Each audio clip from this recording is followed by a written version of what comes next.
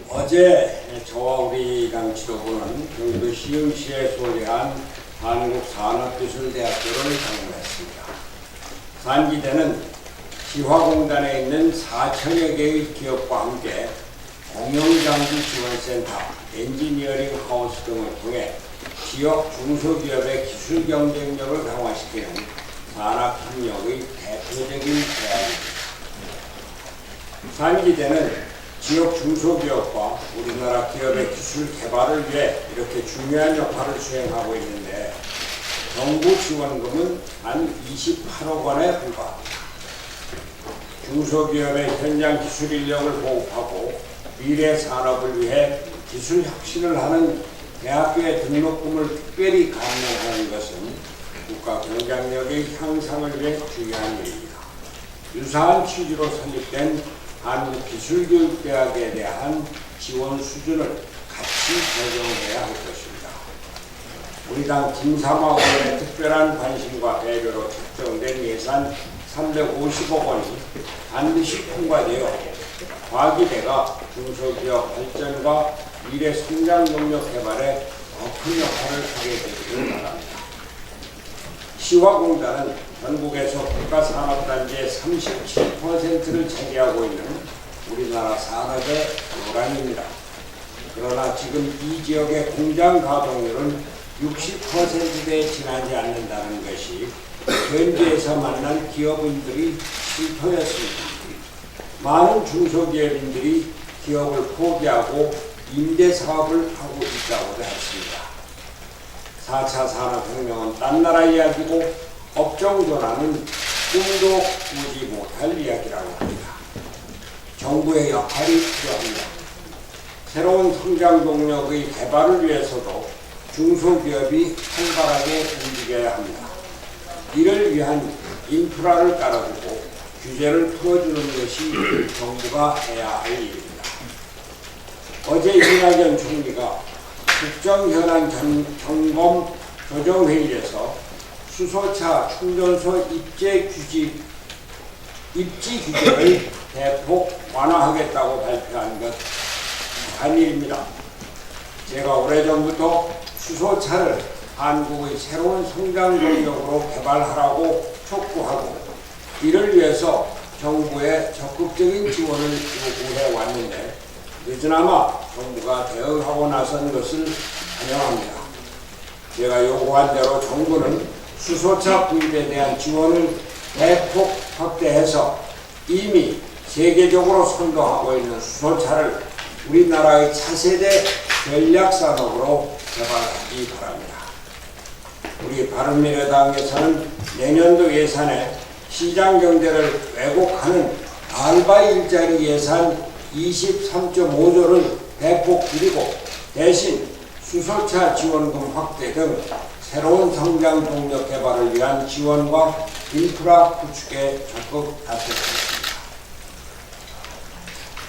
다음, 문재인 대통령이 김수현 신임 청와대 정책실장에게 포용국가 3개년 계획과 비전 2040을 만들라고 지시했다는 보도가 있었습니다. 이 보도는 청와대 관계자를 인용하며 김 실장은 경제부총리의 경제관계장관회의와 사회부총리 중심의 사회관계장관회의 등 두 트랙을 종합적으로 조율하고 주도하게 될 것이라고 밝혔다는 것입니다. 윤영찬 국민소통수석도 지난 9일 홍남기 부총리와 부총리 후보와 김수현 실장의 인사를 발표하면서 홍 후보자는 경제의 야전사를 가지고 김 실장은 국정과제의 주도적 설계자라고 밝혔습니다. 이러한 보도가 사실이라면 대통령이 김수현 정책실장 임명과 관련하여 왕 실장 임명이라는 세간의 비판을 제대로 인식하고 있는지 의심하지 않을 수 없습니다. 저는 정책실장 자리를 폐지하거나 당장 안 되면 정책실장을 임명하지 말 것을 제안했습니다. 대통령에게 다시 한번 말씀드립니다. 청와대를 줄이십시오. 국정을 내각에게 맡기고 국정조율은 총리 산하의 국무조정실장에게 맡기십시오. 어제 취임 인사차 저를 방문한 국무조정실장에게 저는 말했습니다. 국무조정실장이 국정조율을 제대로 해서 청와대의 월권을 막아달라고 말입니다. 제발 쓸데없는 일자리위원회나 일자리수석과 같은 자리를 만들어 내각의 장관을 흔들고 국민의 혈세를 시장을 왜곡하는 데 쓰지 않게 해주십시오. 일자리 예산 54조를 쓰고 10월 현재 작년 대비 일자리 6만 4천 개가 늘고 실업률은 13년 만에 최고치를 기록했습니다. 예산으로 늘린 공공일자리 19만 명 플러스 알파를 빼고 나면 실제 얼마나 많은 일자리가 줄었습니까?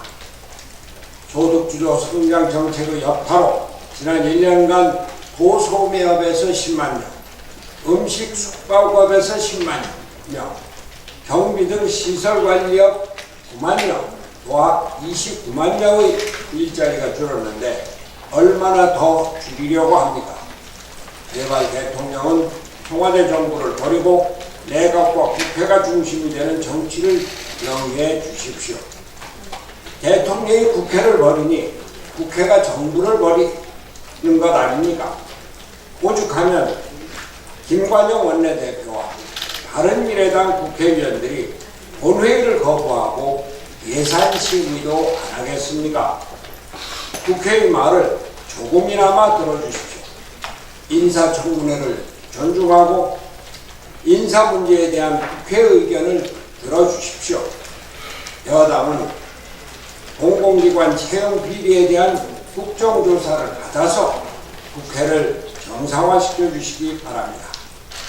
대통령에 대한 국민의 지지와 신뢰가 더 떨어지고 남북관계가 문 대통령이 생각하는 것만큼 속도가 붙지 않으면 그때 가서 국회에 매달려 봤자 소용없습니다. 대통령의 진중한 판단을 기대합니다.